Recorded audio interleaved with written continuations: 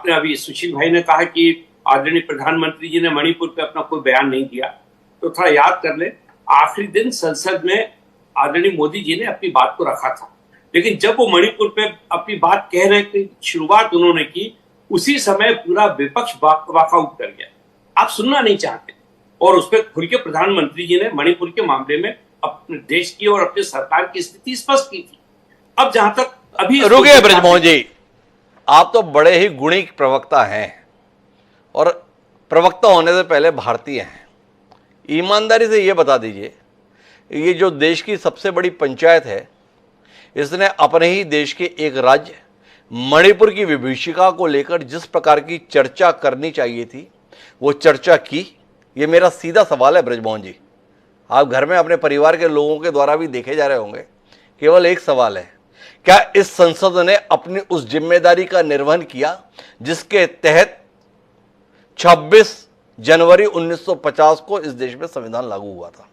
क्या हम इस देश के एक राज्य से जुड़े हुए प्रश्नों के संदर्भ में उस गंभीरता के साथ व्यवहार कर पाए जो वस्तुतः वक्त की जरूरत थी? ब्रजमोहन जी, विषयांतर हो जाएगा पर आपसे यह सवाल मुझे करना ही पड़ेगा। नहीं देखिए डॉक्टर साहब, मैंने जितना संसद में जितनी चर्चा को सुना और जिस प्रकार से उसकी रिपोर्टिंग न्यूज़पेपर पे और मीडिया के माध्यम से हम लोगों के सामने आई, उससे मुझे ऐसा लगता है कि एक देश का एक ऐसा राज्य जो बिल्कुल बॉर्डर पे है, बॉर्डर स्टेट है वो, और वहां पे दूसरे देश की सीमाएं हैं, उनके लिए जिस बेहतर तरीके से जो बात कही जानी चाहिए थी, मुझे लगता है उन सारी बातों को सरकार के माध्यम से रखा भी गया और उसमें सांसदों ने चर्चा भी हमने तो सरकार की बात ही नहीं की ब्रजमोहन जी, हमने तो केवल संसद के संदर्भ में सवाल किया था। आप तो सफाई देने पर आ गए। हमने सवाल सरकार को लेकर तो किया नहीं था। हमने ये नहीं कहा कि सरकार ने अपनी भूमिका निभाई कि ना निभाई। हमने तो आपसे इस देश के लोकतंत्र पर भरोसा बने उसको लेकर सवाल किया था ब्रजमोहन जी, कि वाकई इस देश की संसद ने वो भूमिका निभाई।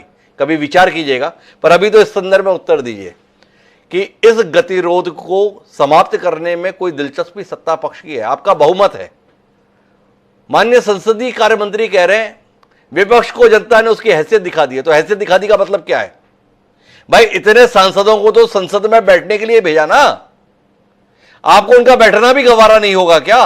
ये सवाल उठ रहा है, बताएंगे ब्रजमोहन जी? कब तक इस बात का ही उल्लेख करेंगे कि हम जीत कर आए हैं? भाई आप जीत कर आए हैं, पर उसके साथ वह भी तो अपने अपने क्षेत्रों से जीत कर आए हैं। डॉक्टर साहब, मैं आपकी इस बात से सहमत हूं। आदरणीय संसदीय मंत्री जी ने क्या कहा मैं उस पर टिप्पणी नहीं कर रहा, क्योंकि उनका वक्तव्य है, मैं सोचता हूं बेहतर यह होगा कि वो इसकी व्याख्या करें।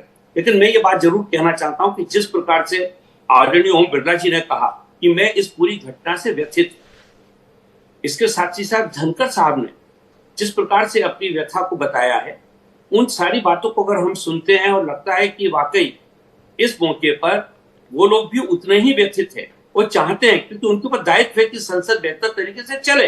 सरकार अपनी जगह पर है, लेकिन वहां पे संसद में स्पीकर और जो संसदीय मंत्री हैं, इनके बीच का एक सामंजस्य होना चाहिए। और सबसे ज्यादा जिम्मेदारी तो उसमें स्पीकर की है, क्योंकि वो इस बात को समझ रहे हैं कि मेरे को अच्छे ढंग से संचालन करना चाहिए। इसी बात को लेकर व्यथित है। आप देखिए जिस प्रकार से वो बात कह रहे हैं, मुझे ऐसा लगता है कि इस पूरे मामले में विपक्ष की जो भूमिका है वो पूरी तौर से गैर जिम्मेदाराना है।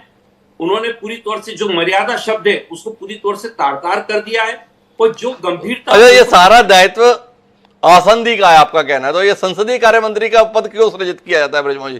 थोड़ा रोशनी दे दीजिए, हम भी समझ लें भाई संसदीय कार्य मंत्री किस लिए होता है? विपक्ष को लताड़ने के लिए?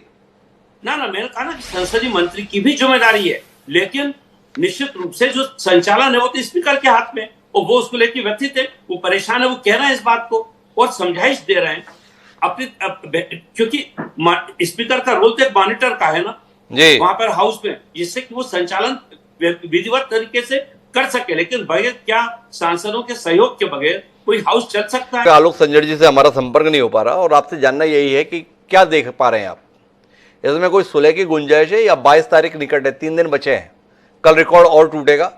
141 19 दिसंबर, उम्मीद करें कल 151 161 171, और तारीख दर तारीख नए रिकॉर्ड ही स्थापित होने हैं।